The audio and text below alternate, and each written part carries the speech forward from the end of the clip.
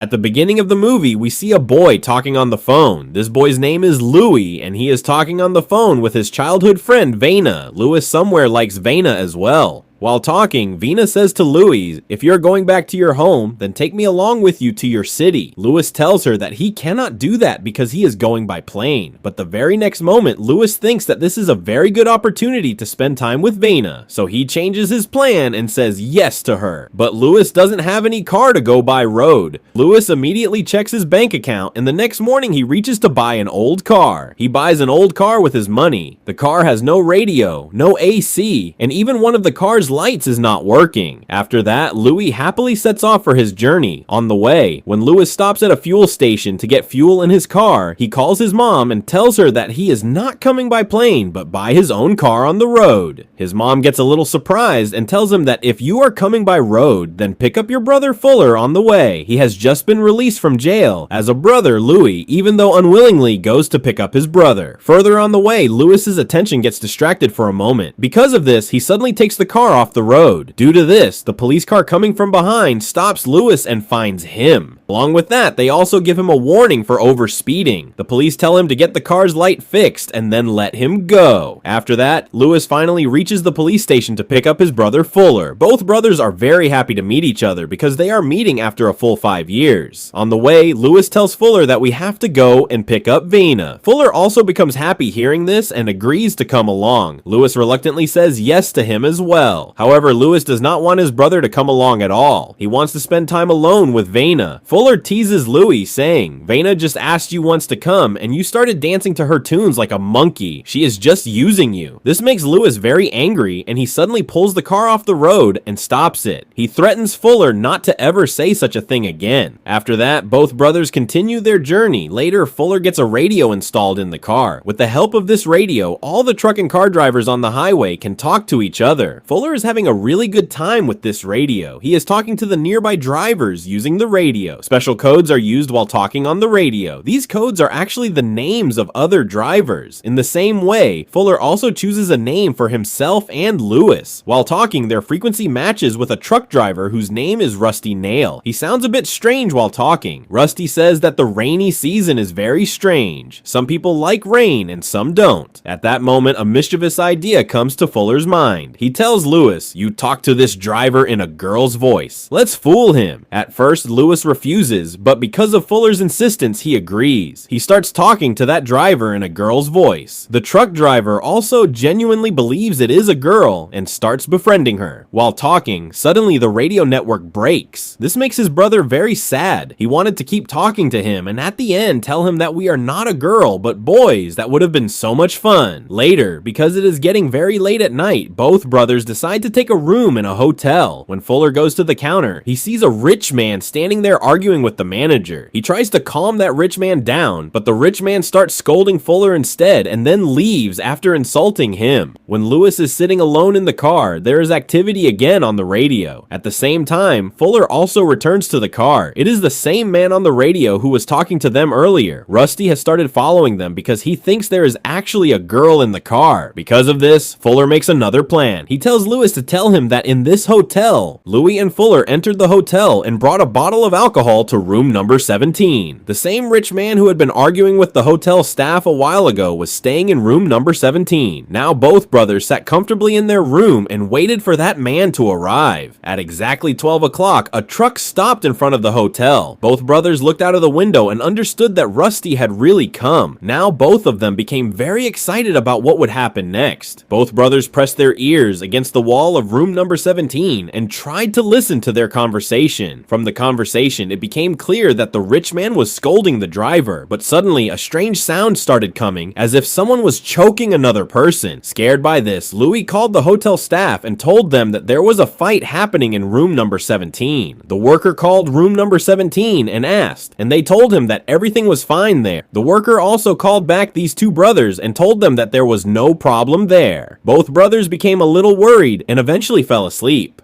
At night, Rusty's truck also left from there. The next morning, the police came to room number 17 and questioned these two brothers as well. The police told them that the body of that rich man was found in very bad condition on the side of the road. Hearing this, both brothers became extremely shocked. They thought that the rich man must have beaten the truck driver, but here, the complete opposite had happened. Later, the police took both of them to the hospital where that rich man was admitted. Rusty had bitten off the rich man's upper lip and lower jaw. Because of this, his teeth were clearly visible. Seeing all this was really very scary. These two brothers had no idea that their joke would turn out to be so dangerous. Scared, Lewis told the police the whole truth. After hearing the truth, the police scolded both of them and told them that they already had many pending cases related to all this. The most surprising thing was that even the police knew nothing about this truck driver. These two also knew nothing about him, so the police let them go. Later, when Louis got bored on the way, he started playing with the radio a little and came across the same man named Rusty who had done that to the rich man. Rusty was still searching for that girl he had talked to. Meanwhile, Lewis's brother was talking to him and twisting the conversation. Fuller said, "That girl doesn't like you. You are very useless." But then Lewis snatched the mic from his brother's hand and told the man that there is no girl here. I was talking to you in a girl's voice. On knowing the truth, Rusty became very angry and told Lewis to apologize. But Fuller snatched the mic from Lewis's hand and started abusing Rusty with filthy words. Because of this, the matter got even worse.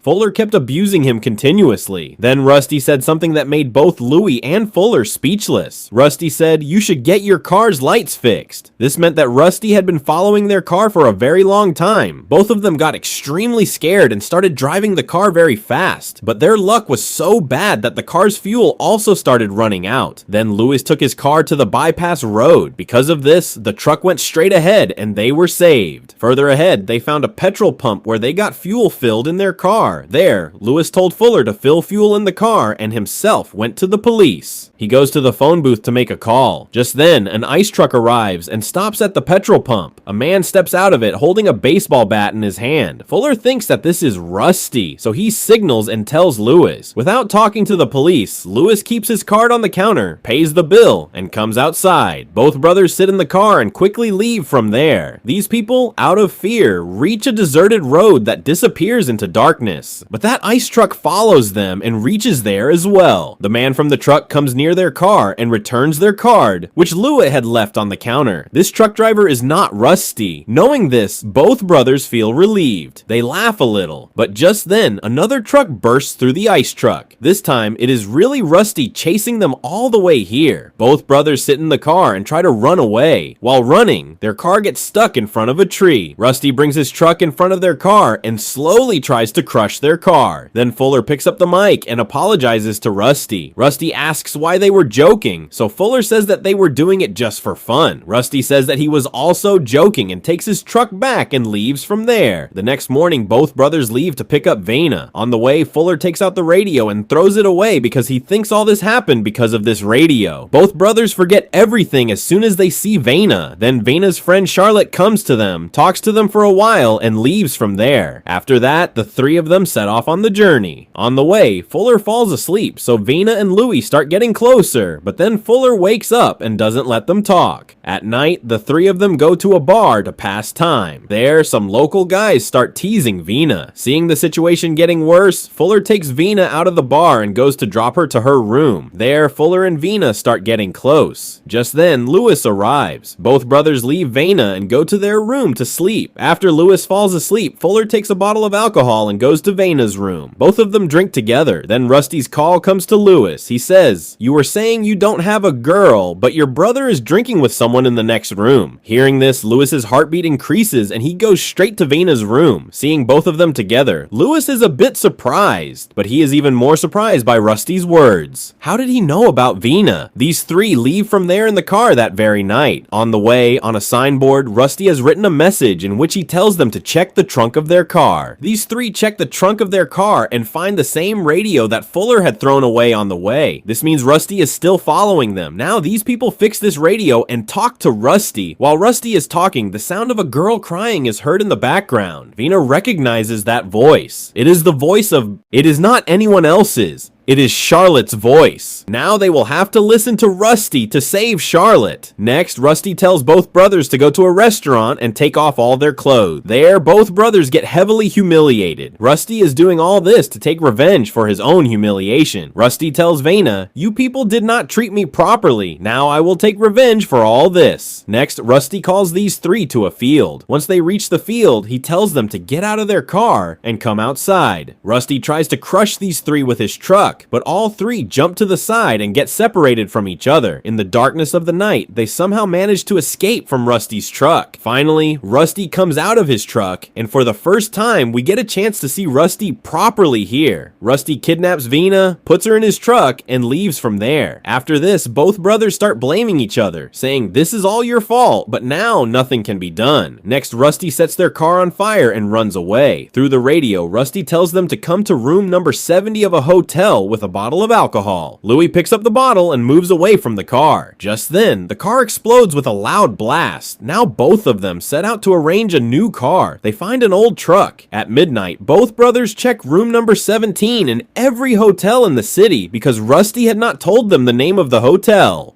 Meanwhile, Rusty ties Vena to a chair, tapes her mouth shut, and points a gun at her. He ties a string from the gun's trigger to the door.